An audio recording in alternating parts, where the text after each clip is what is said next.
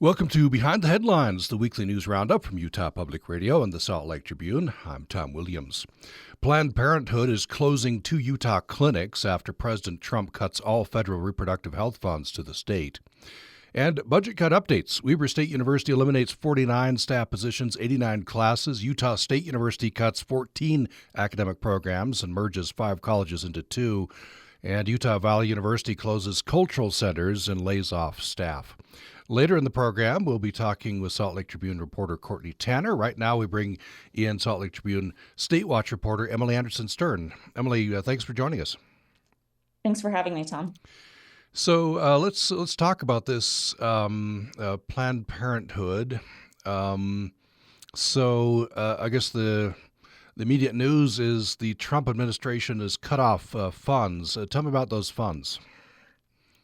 Yeah, so for the last 50 years, the federal government has provided some money to clinics that provide family planning services, right? And that means generally birth control, testing for STDs, other services around reproductive health, to help pay for those services for low-income Americans, to help them be able to plan their families, when they have children, how many children they have.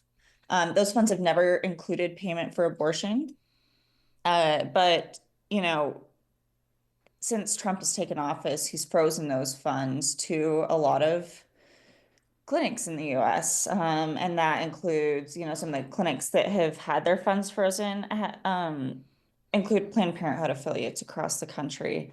It also includes some other clinics and states kind of somewhat at random, but Planned Parenthood is definitely among the entities that's been targeted. And in Utah, the only entity to receive Title X funds is Planned Parenthood Association of Utah. And that means that the Trump administration has essentially pulled all of the funds that pay for these family planning services for low-income families in Utah. How much money are we talking about? In Utah, it's about $2.8 million that was supposed to come this year to help pay for those services for people. According to Planned Parenthood Association of Utah, last year, they used Title X funds to provide care for about 26,000 people. So which clinics will be closed? So right now, Planned Parenthood Association of Utah has 8 clinics in Utah. And those are all along the I-15 corridor for the most part. The 2 clinics that will be closed are the northernmost clinics, and the northernmost clinic and the southernmost. And so one is in Logan, which is a little bit outside the I-15 corridor, and the second is in St. George. And those clinics, notably are where the other clinics are in Weber County, Salt Lake County, and Utah County. When it comes to some of the state's most rural populations, those clinics are the closest to access for some folks in the state. You point out in the story that Logan and St. George are both college towns. I guess college students would be availing themselves of these services, at least in some cases. Yeah, in Logan, as you know, there's Utah State University, and in St. George, there's Utah Tech University. These clinics often serve younger populations, right? College students, including, newly married couples a lot of times. And notably, the Logan Clinic is about a 20-minute drive from the Idaho border, and Idaho has one of the most restrictive abortion laws in the country, and some of the most restrictive laws around reproductive health care. And so Planned Parenthood Association of Utah served about just over 230 Idaho patients last year, and many would go to the Logan Clinic because of its proximity to Idaho. Any word from the Trump administration? Do they issue a statement with this? Why they're targeting especially Planned Parenthood? Well, they sent letters to Planned Parenthood that Politico actually obtained a copy of and reported on. Um, but, you know, I reached out and they wouldn't say a whole lot other than they had told some entities that they were reviewing whether they were compliant with Title 10. And in the meantime, we're holding on to their funds. But the letter, went into a little bit more detail. What Politico reported was that the Trump administration said they were reviewing whether specifically Planned Parenthood clinics were in compliance with executive orders from the Trump administration around eliminating diversity, equity, and inclusion efforts. And also, they, accused Planned Parenthood of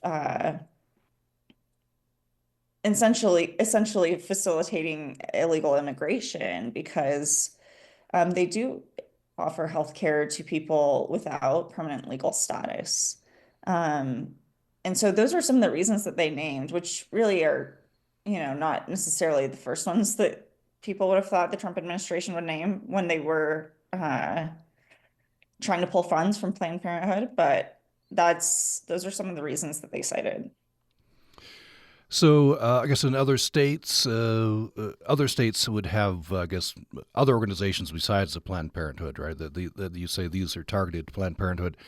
Utah only has Planned Parenthood, right, providing some of these services. Right. And so that makes Utah one of, just about 7 states that have lost the entirety of their Title 10 funding. Um, and for Utah, it's because there's just one organization, Planned Parenthood Association of Utah. Um, and so really, there's not going to be any federal funds at all coming to, subsidize reproductive health care for people who are uninsured or who, um, you know, otherwise that where they're maybe low income, but not quite low income enough to have Medicaid or have free health care. Well, um, and yeah, there's essentially not going to be any of this kind of help for people to get affordable birth control and STD testing and cancer screenings. There's a pretty long list of treatments that are provided through Title 10 that now will be not quite as affordable to access, but also, maybe it may be more difficult to get into a clinic to access them, as there's fewer clinics around the state. And, Planned Parenthood may no longer be an affordable option for people. What is Planned Parenthood of Utah saying about all this? For them, it's frustrating. During the last Trump administration, they'd also had stopped getting Title 10 funds. That was because of what opponents at the time called the gag rule, right? Where they, if a clinic referred any of its patients to an abortion provider, then the Trump administration said they could not receive Title 10 funds. And because Planned Parenthood said they wanted to preserve that choice for their patients, then they stopped accepting Title 10 funds. And they were among a number of Planned Parenthood affiliates across the country to do that. But Planned Parenthood sued the Trump administration. Eventually, what happened was when President Joe Biden entered office, he restored the previous Title 10 rules.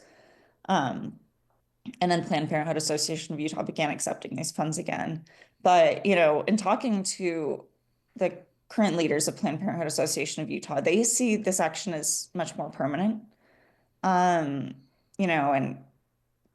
draft budget proposals from the Department of Health and Human Services have said that they're looking at, defunding Title 10 altogether. And so Planned Parenthood's leaders really aren't sure if they'll ever have this money coming into the state again to help patients. And so they're trying to plan a little differently this time around to ensure that they can keep, at least most of their clinics open. You mentioned this. I want to have you go back and talk about it a little more. The inception of Title 10. It seems like Title 10 has become somewhat controversial, at least in the Trump administration's eyes. Signed into law in 1970 by President Nixon. I don't know what the debate was. I don't know but what was the original goal? The original goal was essentially, to help lower income Americans have access to the services that help them to plan their families. So really, that allows them to decide how many children they have and when they have them, really, so that they can ensure that they have um, enough money to provide for their families, and can have children in a way that works with their income. Um, Really, Title 10 part of has really it's never had any money that goes toward abortions. But I think because of how many Americans will think of Planned Parenthood and associate it with abortions, even though that's a pretty small percentage of the care they provide. Um, the Trump administration has kind of tried to take action to target it. But this time around, in the second administration, I think it's also getting wrapped up in the Doge push, right? Where the Trump administration is trying to slash its budget, reduce employees. And so this is also, in a way, being seen as a way that they can spend less money. And so maybe gone altogether. And I will also note that the Trump administration has talked about wanting to find ways to make it so Americans are having more children. Um, I don't know if this necessarily is meant to play into that strategy. They've talked about giving more funds for assisted reproductive treatments, so like IVF, but not reducing access to birth control certainly could have the effect of more children. It's interesting. Title 10, as you mentioned, is not supposed to be used for abortions. Shireen Gorbani, who's the interim president, I guess, of Planned Parenthood, had a very interesting quote. She's talking about when she was younger, that access to services that Title 10 pays for helped her to not have to get an abortion. Yeah, her point essentially was that because she had the resources to plan what, whether and when she might have a family, she didn't have to turn to, other options like abortion. And so planning ahead and being able to work with a healthcare provider to just to decide, when you have children and have resources to make those decisions helped her avoid having to make that choice. Clinics, Planned Parenthood clinics in Logan and St. George are going to close when? When are they closing? So at the end of the month, essentially, right? Mm-hmm. So they've got about a week more that they're open. Um, and yeah, so pretty quickly here. Not much warning. Logan will close on April 30th and St. George will close on May 2nd. So, just one more thing, related topic. Moving to abortion in Utah, it's the legislature passed a near total ban, right? What remind me of that law, and then it's in the courts. Where is it? Yeah, so in 2020, the legislature passed a near total ban on abortion. Back then, the, abortion was considered under court precedent a constitutional right. And so states couldn't entirely ban it. They could place some limited restrictions on it, but they couldn't really ban it in the way that Utah wanted to. But when the Dobbs decision overturned Roe v. Wade, then Utah's near total ban went into effect. Planned Parenthood Association of Utah almost automatically filed a lawsuit, and then a few days later, the law was blocked, and it's been blocked since then. So currently, abortion's legal up to 18 weeks in Utah, and currently, we're waiting the next hearing in that lawsuit, which is scheduled for spring of 2026. So, for the foreseeable future, abortion is legal up to 18 weeks. All right. Let's move on to another couple of stories. By the way, we're talking with Emily Anderson Stern, Salt Lake Tribune State Watch reporter, on Behind the Headlines.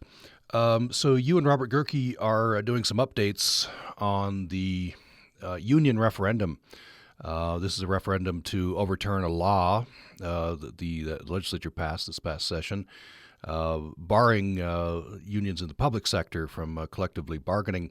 So the unions had to get signatures equivalent to 8% of the people statewide, which they appear to have done, double that. And also 8% in at least 15 Senate districts. So is this the Lieutenant Governor's office? Anyway, the signatures are being verified. So where are they with that requirement to get those Senate districts? And I will actually note it's county clerks who are verifying. Oh, county clerks. Okay. And so some go at different paces than others because some offices have more resources than others. But right now, so we've actually got a bit of an update this morning. The folks working toward a referendum have hit 11 counties or 11 districts of the 15 Senate districts required, where they have to pass the threshold of 8% of active voters as of this morning, and are at about 120,000 of the over 140,000 that they have to get. And so, they're making quite a lot of progress there, but there's still more time where county clerks are counting signatures. And, we anticipate that there will likely be some more districts passing that threshold Monday. All right. And they have to get to 15, I guess. Yeah. Yes. So, yeah, yep. we'll 29. So tune in to sltrib.com for Emily's and Robert's updates there. Just one more story. We just have about a minute here, Emily. The passing of Judge Judith Billings. Just tell me briefly why she is notable. Yeah, so Utah created its Court of Appeals in 1987. And, when it was created, Judge Bangerter had appointed 7 people to the court, and among them were 2 women. And Judith Billings was among those women. I spoke to one of the current appeals court judges, Gregory Orm, who has been on the court since 1987. And he said, back then there were so few women in the legal profession that people in the bar were pretty surprised that there were women appointed to the court. Judge Billings was among them, and she continued throughout her career to be a mentor and role model for a lot of women entering the law at a time when, less than 10% of attorneys nationwide were women. I was really struck by her, this from her bio. Quoting from your story, before becoming a lawyer, she was a high school teacher, stay-at-home mother. And when her first husband died, she became exasperated with the competency, or I guess lack of competency, of the attorneys helping her sort out legal matters. So that's why she decided to go into the law. Yeah, when she was a young mother, she went through something pretty tragic in her, where her first husband passed away, and she was trying to figure out how she could continue to provide for her children, and she was frustrated with some of the attorneys she was working with on legal matters after her husband's death, and she decided that she was going to do that herself. Yeah, and you know the story. People need to go read it at sltrib.com, but definitely remembered as a mentor, among many other things. Judith Billings passing. We've been talking on this part of Behind the Headlines with State Watch reporter Emily Anderson Stern. Thanks so much, Emily. Thanks, Tom. Thank you. Coming up following a break, we'll be turning to reporter Courtney Tanner. We'll get updates on legislative mandated cuts at various universities. We'll also talk about a new program at University of Utah whereby returning religious missionaries can get credit for their missions. And much more following a break. You're listening to Behind the Headlines, the weekly news roundup from Utah Public Radio and the Salt Lake Tribune. More following this.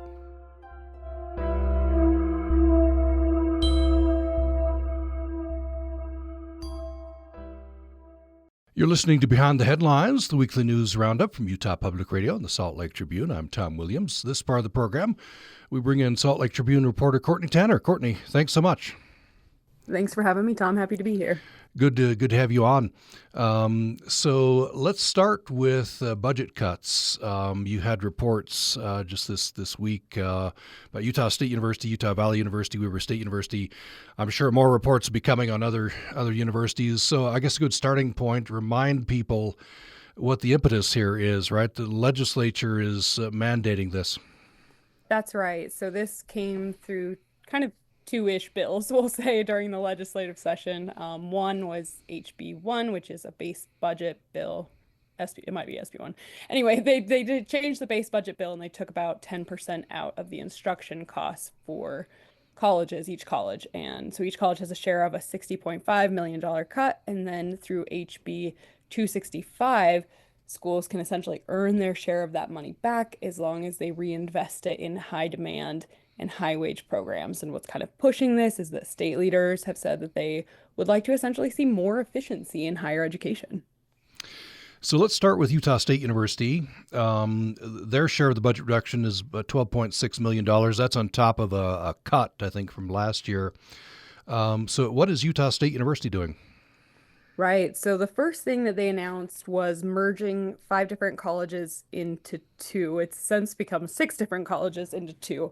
But essentially what they're looking at is kind of consolidating how many colleges and departments they have. And then this week they announced kind of on top of that they're also reducing how many academic programs they'll have. So that's anything from majors to emphases to certificates, that kind of thing. And so they were the first college in the state to kind of release a formal list of what programs would be cut. So I think there's, for example, College of Humanities will now include arts and science, right? And then there's some other college consolidations. It's kind of a longer list. The ones that kind of stand out, I guess, are most of them fall within the College of Education and Human Services. So a lot of it's like teaching kids how to be educators in specific topics, if that makes sense. So like deaf and elementary education is out, or ASL interpretation is out. Communication within agriculture specifically is out. So like agriculture stays, but agriculture communication doesn't. And so it's kind of like more specific areas like that are being cut. There's also an environmental engineering bachelor's degree that's being cut. That was kind of a surprise. Yeah, but you would think engineering would be something legislatures would want to keep, but environmental engineering, do we know, is that low enrollment, or why on that one? Yeah, it's a good question. The school didn't specifically say on that one.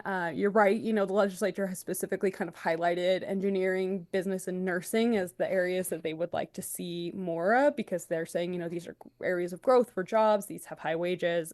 So it is kind of an anomaly on this list. I will say the interim president, Alan Smith at USU, is essentially, he said that there wasn't a single metric that kind of determined this. I mean, low enrollment was among those, but it wasn't just like one number, he said, that made a decision ultimately.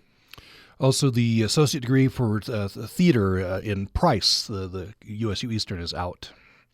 That's right. That one's kind of an interesting one as well. It seems to be the only one targeted at the Price campus, and it is, it's a humanities degree, which I think was a lot of the heartburn with these cuts in the first place, was that the liberal arts, the humanities, the social sciences would be the ones on the chopping block. You had professors saying they don't measure up by your same, metrics of a high salary upon graduation, but that doesn't make them less valuable.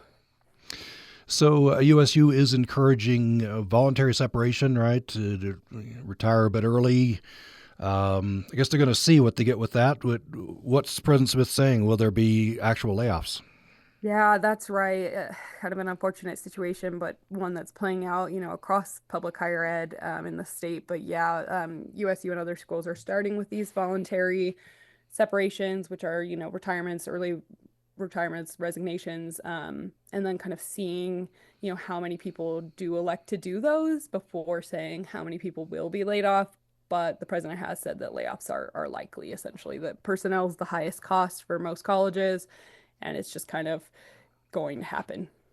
What's the timeline for all of this? It's really expedited. It's interesting. May 9th is the day that public colleges and universities, there's 8 in the state, need to submit their first plan to the Utah System of Higher Education, the first draft of their plan. And then by the end of the month, they submit their final version to the System of Higher Education. And then at the June 6th meeting of the Board of Higher Ed, that will be kind of a presentation of all of the plans, essentially the cut plans, and then there will be 2 more reviews by the legislature, but the final goalpost is September. Let's move to Weber State University. They recently had I guess, a gathering of faculty and staff. Interesting. One person said it's like we're in the Hunger Games. There's some distress among the faculty. What are the cuts happening at Weber State? This was an interesting one, yeah. Some of the other schools, it's been kind of like an announcement, an email, and this one was a town hall where it was announced. So faculty, professors, staff, employees were all kind of present while President Brad Mortensen at Weber State announced the plan. And so, you kind of saw feedback in real time of what people were thinking of these cuts. And I mean, I think what President Mortensen said kind of applies to every school that, like this isn't something that schools asked for. This isn't going to be easy for anyone. This isn't, nobody wanted this within higher education. And so, he said, we're doing the best we can to be compassionate with our cuts. But at Weber State, it's 49 faculty and staff positions and then 32 academic programs. So about double what USU is cutting as far as academic programs. I guess for any of these colleges and universities, it's the people, right? The teachers are going to be the biggest part of the budget. Yeah, it's kind of an inevitability in a lot of ways. That is really the highest cost for public higher education is personnel, employees. You just have, you have a lot of administrative positions, you have staff positions, you have faculty positions, and all the different ranks within that. And then you have, all of the employees that just keep a university running. So Weber State, what sorts of programs or classes are being cut? Yeah, lots of different ones, obviously 32. And then, so 32 academic programs cut again. That includes majors, degree emphases, certificates, minors. And it also amounts to 89 different courses, specifically different classes. And the cuts at Weber State, I would say it was even maybe a little bit more pronounced in the liberal arts and humanities. German and art education are 2 majors that are being cut. Jazz study is one of the certificates that's being cut. Ethnic studies, queer studies, women and gender studies, linguistics, those are all minors that are on the chopping block. There was an interesting exchange in that the university town hall. One of the faculty members asked President Mortensen, "Well, why are you caving to the to the legislature?" Yeah, it was interesting, and I think that that's a kind of a frustration that's repeated again. I think every school is kind of a microcosm of the bigger scene, but there is this frustration, and there was this accusation during this Weber State town hall that essentially that the president of the school was pandering, that he was just doing whatever the legislature wanted, and he wasn't pushing back. And he kind of countered, hey, look, they do provide a large part of our budget that keeps the lights on, that pays for our faculty. They pay 75% of the faculty cost, salary costs, the legislature does. And so he said basically like, yeah, they do have control over us, and we do kind of have to do what they say, essentially. That's how this works in this state. So Weber State, I know, has a pretty significant nursing program. Nursing programs will be restructured. I'm seeing, I guess, restructured. I guess that's administration. Programs won't be cut back because that's specifically one of the ones the legislature mentioned. You're right. That is something the legislature would like to see expanded, largely because there's quite a number of for-profit colleges in the state that offer nursing degrees. So there's some competition to produce nurses. But yeah, Weber State, they're going to restructure them. So there is some changes as far as administration of those go. And then they're also going to be delineated based on what degree you're getting. So it's, a master's, bachelor's and associates, and that's how the programs will function moving forward is based on the degree. I want to mention while we're on Weber State, you had another story, quite a few stories, on universities, higher ed. Weber State is adopting or wanting to adopt a unique tuition plan. I guess about half their student body is going for an associate degree, the other half to bachelor's, right? What's President Mortensen wanting to do there? Yeah, I think this is a pretty interesting idea, and I would say that the state's commissioner over higher education called it innovative, and it is. It's so essentially, if you are a student that is below a certain number of credits, below 60 credit hours, you now have a tuition rate that's frozen at a lower rate than if you're working toward a bachelor's degree. So the hope is that if you're trying to go for your associates, that 2-year degree, that you can save a little bit of money and that the cost is essentially more comparable. It's not there yet. It's just this is just the start, but will essentially, hopefully, with time, be comparable to a community college rate. So you're not going to a 4-year college and paying that 4-year rate to get a 2-year degree. I guess one of President Mortensen's concerns is I'm trying to remember the statistics from your story, Courtney, but Weber County had a pretty high rate of students not finishing their degree. Yeah, it's interesting. I've actually never looked at those numbers before, and so hearing that, I started kind of digging into them. And yeah, the U.S. Census collects who essentially has a bachelor's degree or doesn't finish, but Weber and Davis counties, which is what Weber State serves, do have that kind of highest rate in the state of, particularly along the Wasatch Front, who go to college but don't actually get a degree. And so the hope is with this plan, it will save students money and push them to complete. So the idea would be to at least freeze the tuition for associates. I guess in the future they would like to reduce that cost, right? Encourage people to finish up their associates. Yeah, President Mortensen had put this plan forward to the Utah system of higher education, presented it to the board. It didn't make it into the final budget for the system this legislative session. They did kind of a consolidated budget where they all kind of came together and agreed on it. And it didn't make it into that budget this year, but it did kind of capture the notice of lawmakers. And some of them said, this is a really interesting idea. This would take some funding, but it would essentially lower the rate for an associate's degree even further and actually put it on par with the community college prices in Utah. Let's move to Utah Valley University. Like I said, you've been busy. So mandated by the legislature, and these institutions of higher learning are trying to comply here.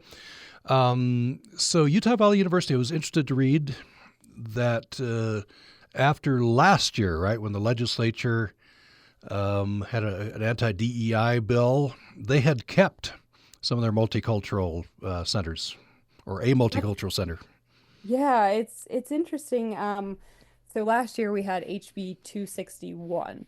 Try keeping those straight because they're all like HB 265 is the budget cut and 261 is the DEI bill. But the DEI bill specifically said, if you're going to have a cultural center, it has to be open to everybody. And most schools in the state responded by saying, okay, we're going to close our cultural centers. So like Black cultural centers, women's cultural centers, LGBT centers, every school in the state, but UVU shuttered those. And UVU basically took the approach of, okay, we're going to rename kind of the overarching center. We're going to call it the Center for Intercultural Engagement. And we're going to keep the services for LGBT students, multicultural students, and women that fall under that umbrella. And we're going to offer them to everyone as the bill says that we can. So this time around, it's budget. It's budget, I guess that's why they're cutting. It's both. So they are saying that the legislature essentially has put pressure on them to close these centers after all, do what the other schools did, even though that wasn't supposed to be required as part of the law, that they were supposed to be allowed to keep their centers open as long as they served every student. UVU is saying, look, we're facing pressure at this point to close them under the anti-DEI law and also the budget cuts. So it's kind of a confluence of both of these bills that are pressuring the school to now make some changes. Some students were saying that they were disappointed that these cuts, this decision to cut, was made in the absence of the university president, Astrid Jimenez. She's on leave because her husband died. What were they saying about that? Yeah, President Jimenez has really made a name for herself as just being a champion of diversity and inclusion in what these centers represented. And so, UVU had kind of held on to them for a year, and, that was at her direction. She wanted them to stay in some form. And now they're kind of going away right when she's out. And so there was some tension over that. I think at the end of the day, students at UVU understood that the school's hands were essentially tied by the legislature, that they didn't have the choice, but they just kind of felt hurt and confused a little bit, not having their president there. So students gathered in what they called a solidarity gathering. It turned out to be kind of a funeral for this center and these programs. What were they saying? Yeah, it was kind of a really sad but touching, mourning in a way. They came together and they waved flags and they cheered each other on, they gave hugs, they cried.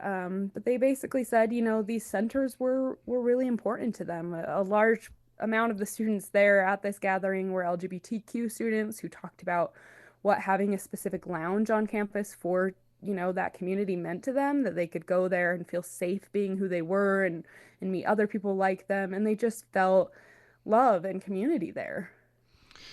So this was pressure from from the legislature, right, to complete, I guess, the anti-DEI bill, but budget pressure as well. What else is UVU doing to comply on these budget reductions?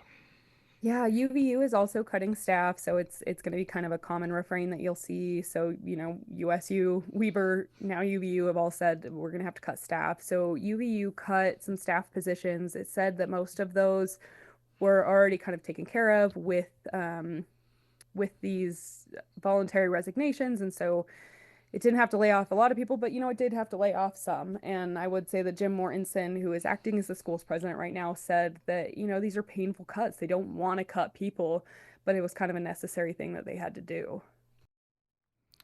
You're listening to Behind the Headlines, the weekly news roundup from Utah Public Radio and the Salt Lake Tribune. I'm Tom Williams. We'll head toward a break now. We're talking with Salt Lake Tribune reporter Courtney Tanner. We'll continue that conversation following a break. Here are the headlines, the stories we'll be talking about. Class credit for serving at Latter-day Saint mission. The University of Utah will now offer just that. And a judge ruled that the University of Utah did not have to help a sex assault victim because the attack happened off campus. We'll have more following this.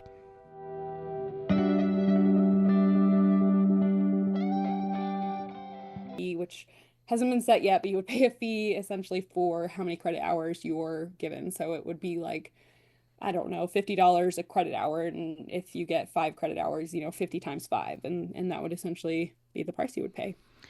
No, for many years now, a returned missionary, probably returned Peace Corps. Anybody who's picked up a language could and still can get credit for that language acquisition. But this would be kind of something a little bit similar. Yeah, similar, and it's a good reference to kind of show how this will work. But yeah, if you had previously done a religious mission or done foreign service and learned, a new language, you could then come back to a public university and college in the state. Most of them offer this kind of thing, and BYU offers this too, but it doesn't offer this new missionary credit. But anyway, you would come back and you would do kind of a language placement test, and it would test for your proficiency, and then you could either get credit or test into a higher class level with a language. And so that's similar to how this missionary one will work, but the missionary one could apply to general education requirements or major requirements, and it's more based on the skills you learn, like people skills, communication, that kind of thing. Has the Church of Jesus Christ of Latter-day Saints commented on this? Yes, there was a comment from a member of the church, Clark Gilbert, who is the commissioner over the church's higher education system, which includes BYU, and basically said, there are a lot of skills that students learn on a mission, and he supports the idea for getting credit based on that. When does this start? this fall, and it is Okay. actually important to note that you don't have to be an incoming student. You could be a current student there and still do it, and it could be prior missionary work. So if you're a student there now who did a mission 2 years ago, you could apply for this. Oh, interesting. Any word at all of whether other institutions might pick this up? I wouldn't be surprised if this becomes a trend. I mean, the LDS Church, obviously, as we all know, has a huge, body, a huge population here in the state, and I think this is a good way to attract LDS students to your school, particularly at a time when an enrollment cliff is going to come up in the state and already has in other states. And so this is kind of a way to say, hey, look, we appreciate what you've done, and you can come here and get credit for it. You're listening to Behind the Headlines, and we're talking with Salt Lake Tribune reporter Courtney Tanner. One more story, Courtney. This is a very important one, hard-hitting one. Here's the headline: a judge ruled that the University of Utah didn't have to help a sex assault victim because the attack happened off campus. Tell me a bit about this. Yeah, this is kind of a heartbreaking case. It was originally a lawsuit that was filed in 2021, at the end of 2021, by a woman named Marissa Root. She was a student at Utah Valley University. She had attended a party of football players who went to the University of Utah. It was an off-campus party, but they were mostly, U football players. And she was allegedly assaulted at that. And she, reported it to police. And then she also went to both UVU and the U to just try to get some resources, some support, some services for dealing with the aftermath of that. And she was turned away by both of the schools. Before we get to the schools and this ruling, and this earlier ruling about UVU, right? Let's go to the police. And I mean, in your story, somebody uses the word bungled. I guess that's not an inaccurate word for what the police did in this case. Yeah, I talked kind of at length with Marissa about this and kind of all the missteps that she says she saw and how her case was handled. And, she recounted going to the hospital and a nurse telling her that she was going to have to pay for her rape kit, which is not how that works. The victim is not supposed to have to pay for that. She went to the Unified Police Department to report the assault, and they lost evidence in her case, including a recording of the football player talking about it. They delayed sending her DNA. And then that, in turn hampers the prosecution of it in the court system. And so it was just, these kind of big missteps in how this case was handled. So the perpetrator here, he accepted a plea deal, right? That's right. Sione Lund, he's a former linebacker for the team. He originally faced 3 felony counts total, and he pleaded guilty to 1 felony count for attempted forcible sodomy. And I guess, again, the prosecutors might have been able to go for, more, right? But this recorded voice recording had been lost and other mistakes. But at least he did the plea deal and I guess admitted to some culpability here. That's right. So he was sentenced to 30 days in jail and 10 years on the sex offender registry. Mm-hmm. That's one of the big things that Marissa wanted, right? That's exactly it. Yeah, she talked to me a lot about how the reason that she came forward was to try to protect other women, to essentially say, like, look, this is an unsafe individual, according to like what happened to her, and she just wanted to make sure that no one else would be victimized. So let's move to the universities. Maybe Utah Valley University first. She was a student at Utah Valley University, right? Did she go to either school, University UVU or University of Utah, to report this? Yeah, she went to both. So she is actually finishing up her degree at UVU currently. But at the time of this too, she was still a student, and so she first went to her school, to UVU, to try to get some resources, and they turned her away and basically said, like, look, the alleged assailant in this case isn't a student here. We don't have to help you. And later, the judge in this case, ruled that they didn't have to help her because the alleged attacker didn't go there. Hmm. So then she sued, I think, right, under Title IX. Remind us what Title IX is. Yes, Title IX is the law that basically says universities have to help students who are sexually assaulted, and they have to provide education essentially without discrimination too. So yeah, she went to UVU. They turned her down, and then important to know, she went to the U next, and they also turned her down because they said she wasn't their student, so they didn't have to help, and that's what this latest ruling is about. Mm-hmm. What did the judge say? The judge basically agreed with the University of Utah. The U had submitted a long list of arguments, but he basically went through one and found that this one had applied, that essentially the U didn't have an obligation to help her because the attack didn't happen on U property. The U had kind of no control over this. You know, it was off campus, and even though it was one of its football players, it didn't control him. So it didn't have an obligation to provide any resources. So you have a quote here from Daniel Carter, president of Safe Campuses. I'll just quote here. He previously said Title IX does not instruct schools to send their own students to the school of the alleged perpetrator for help. But even if it did, the second school should also have felt some responsibility. He says pass the buck is not good. Right, that it could be deadly, essentially, that schools, regardless of where the student goes, you know, has resources and could easily offer them. And I will say that the U says that it offered resources. Marissa Root says they did not offer her resources. That was a point of contention in the lawsuit, a point of difference. So either University of Utah, Utah Valley University, either one, understandably what they said in court, right? But have they said anything else? They've learned from this case, going to make adjustments? You know, they're essentially both dismissed in the case.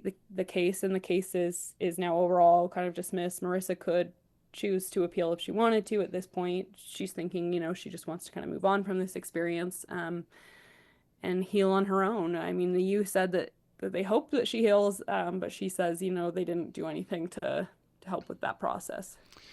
So I think University of Utah used similar arguments, reading from your story, in the case of Lauren McCluskey, who unfortunately was murdered, right? Yeah, that's right. This case was from 2018, and most people in the state have probably heard of this. But Lauren McCluskey was a student athlete who was going to the U. She had reported several times that her ex-boyfriend was essentially harassing and extorting her. She'd told campus police this multiple times. She called Salt Lake City police multiple times. You know, she just really tried to get some help, and you know, the response was kind of indifferent, and so she didn't ultimately receive any help and was later murdered. And the U used similar arguments when it was trying to deny responsibility when McCluskey's parents filed a lawsuit, and basically said, like, the attacker in this case wasn't a student, and we didn't have authority over him. So what is Marissa Root up to now? What is she saying? Yeah, she is finishing up her degree at UVU. She is looking into public relations, and so she should be finished this coming fall with her degree in that. You know, she said, and I think it's worth noting that, you know, her life kind of didn't take the path that she wanted it to take, that this, you know, was a really traumatic incident, and it had such a huge effect on her that she, you know, made choices she wouldn't have otherwise. She just didn't feel like she was worthy. And so it took her time to essentially kind of get on the track that she wanted to be on. She's married now. She has a 2-year-old daughter. And she just wants to be an advocate at this point for other victims and survivors of sex assault.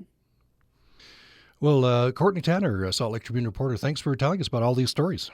Yes, thanks for having me. Appreciate that. You've been listening to Behind the Headlines, weekly news roundup from Utah Public Radio and the Salt Lake Tribune. I'm Tom Williams. Hope you'll be with me next time.